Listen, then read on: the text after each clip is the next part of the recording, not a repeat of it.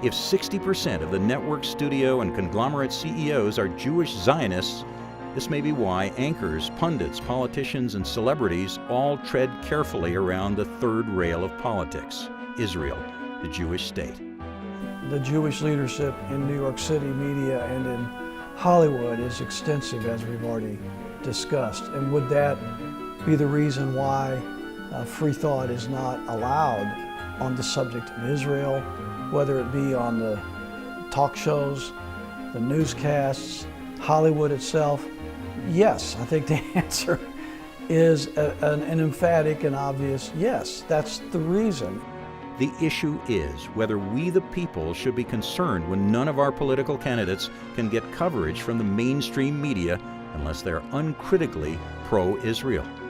Many American voters and taxpayers do not feel the U.S. should be involved in Middle Eastern affairs as much as we are.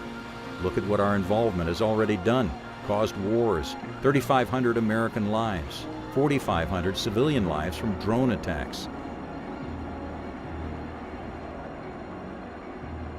And when you have a group of people, I don't care who it is, that refuse to allow another group of people the opportunity to even express themselves without the fear of the destruction of their way of life and their livelihood, is totally, totally foreign to anything this country was built upon. $5 trillion in debt and taxes, the deaths of millions of indigenous people around the Middle East, the rise of ISIS, and worldwide threats of terror. Now even terrorist attacks on American soil. I don't think every political candidate, or most political candidates, take a pro-Israel position, or at least say that they're pro-Israel, they're going to defend Israel, Israel is our greatest ally in the Middle East, or whatever. I don't think they all say that because there's Jewish influence on them. They say it because that's what those people in their constituencies believe.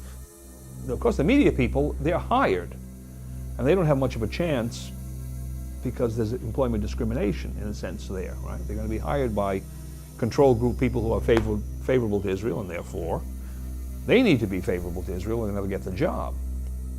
If the control group were comprised of fewer Zionists and more Arabs or Muslims, would coverage of Israel be more balanced? Would the U.S. military be stationed all over the Middle East?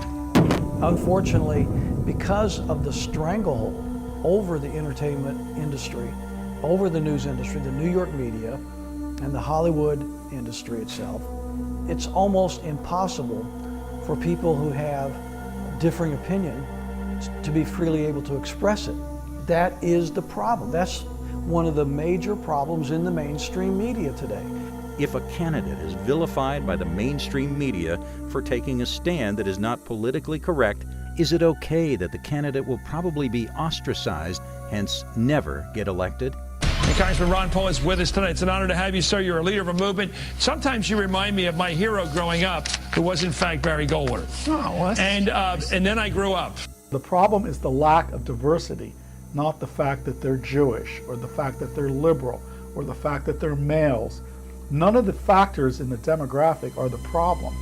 It's the problem of all of the factors aligning in a combination that locks the control group into a certain pattern of thought, a certain pattern of interests, cultural values, beliefs, and prejudices. This idea that government will take care of me, no, but that means that somebody doesn't will. the person have to take responsibility and buy health insurance? What would be the reaction of many people in Hollywood today if all of a sudden we said, 60% of the upper management in Hollywood and the top level executives were, let's say, Muslims? What would be the reaction to that? There's a revolution going on, Chris. Until we allow people to be free, to be able to express themselves, their talents, their abilities, their thought, their philosophies in a free and open debate, until we have that, let's face it, we're in an oppressed society.